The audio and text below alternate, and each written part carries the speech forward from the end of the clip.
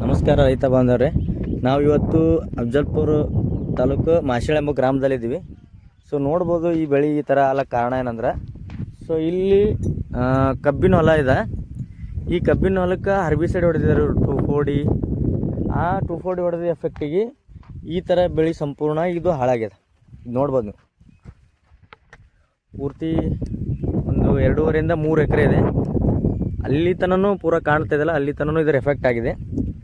ದಯವಿಟ್ಟು ಯಾರು ಕಬ್ಬಿಗೆ ನೀವು ಹರ್ಬಿಸೈಡ್ ಹೊಡಿತೀರಿ, ದಯವಿಟ್ಟು ಆಜು ಬಾಜು ಹೊಲ ಹತ್ತಿ ಹೊಲ ಇದ್ರೆ ದಯವಿಟ್ಟು ನೋಡ್ಕೊಂಡು ಸ್ಪ್ರೇ ಮಾಡಿರಿ.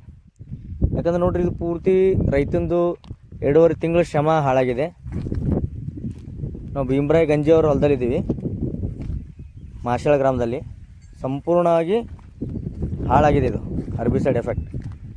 ಆದ್ದರಿಂದ ಯಾರ್ಯಾರು ಕಬ್ಬಿನಾಗ ನೀವು ಸ್ಪ್ರೇ ಮಾಡ್ತೀರ ಹರ್ಬಿಸೈಡ್ ಕಳೆನಾಶಕ, ಸೊ ದಯವಿಟ್ಟು ನೋಡಿಕೊಂಡು ಸ್ಪ್ರೇ ಮಾಡಿ.